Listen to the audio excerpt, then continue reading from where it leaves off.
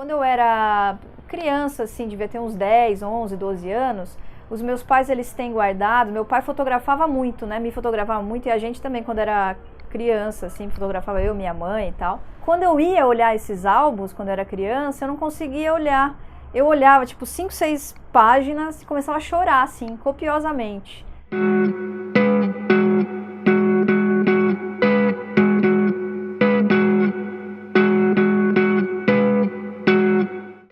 Bom, eu comecei na fotografia meio por acaso. Na verdade, eu fui fazer jornalismo porque eu gostava muito de escrever e tinha bastante facilidade com as disciplinas de humanas e tal. Aí fui fazer comunicação e jornalismo, né? Só que dentro da faculdade eu descobri que por meio da fotografia eu teria mais liberdade para contar a história.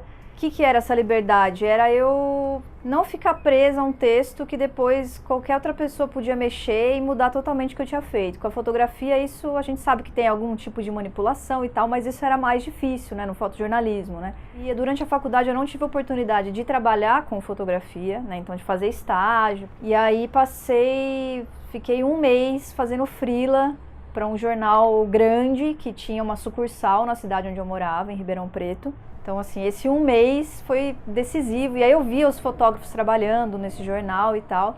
E aí nossa, é isso que eu quero fazer e tudo mais. E aí eu fiquei um ano depois que eu me formei nesse jornal fazendo um freela fixo, né, que chama. Então você fica à minha disposição e tal, mas no fim eu acabei ficando um ano inteiro.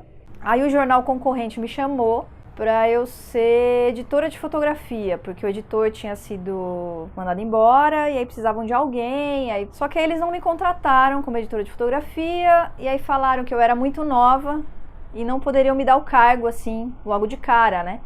Bom, enfim, eu acabei aceitando do mesmo jeito.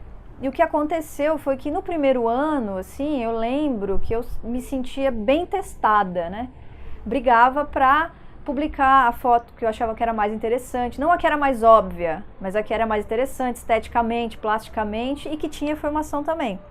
Enfim, assim, eu fiquei algum tempo nesse local, né, nesse jornal, trabalhando. Foi uma experiência muito legal, mas hoje, olhando para trás, assim, eu vejo que se tivesse sido um homem no meu lugar, isso é bem triste, assim, de falar, se tivesse sido um homem, o tratamento seria diferente. Por que eu estou dizendo isso? Porque a pessoa que estava antes de mim era um homem, que exercia a mesma função do que eu, que não tinha formação, e ele ganhava mais do que eu quando eu saí do jornal. Então, assim, eu fiquei 6 anos lá, eu nunca cheguei a ganhar o quanto esse profissional ganhava antes de mim, entendeu? Aí o que eu resolvi fazer, né? Fiquei nesse trabalho aí por 6 anos, e aí eu saí para fazer uma coisa totalmente diferente, mas que eu queria muito, que era fazer um mestrado. E é interessante que quando eu comecei a fotografar lá para jornal e tal, não tinham mulheres fazendo isso nessa cidade, em Ribeirão Preto. Depois começaram a aparecer. Inclusive hoje a pessoa que está lá nesse cargo aí, que é de edição e tudo, é uma mulher também, que eu dei também uma mãozinha assim para ela em alguns momentos, assim. Então eu fico feliz, assim. A gente quando conversa, ela sempre fala, ai, você me ajudou pra caramba e não sei o quê. E acho que é um pouco isso também, fortalecer, sabe?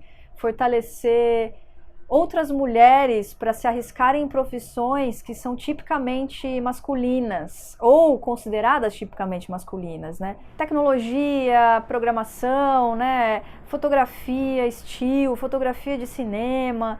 A gente vê aí agora um movimento muito legal, quer dizer, tem alguns grupos no Facebook só de mulheres dessas áreas e tudo mais. E eu acho que infelizmente a gente tem que fazer isso, né? Porque existem alguns mercados que é bem difícil a mulher entrar, assim.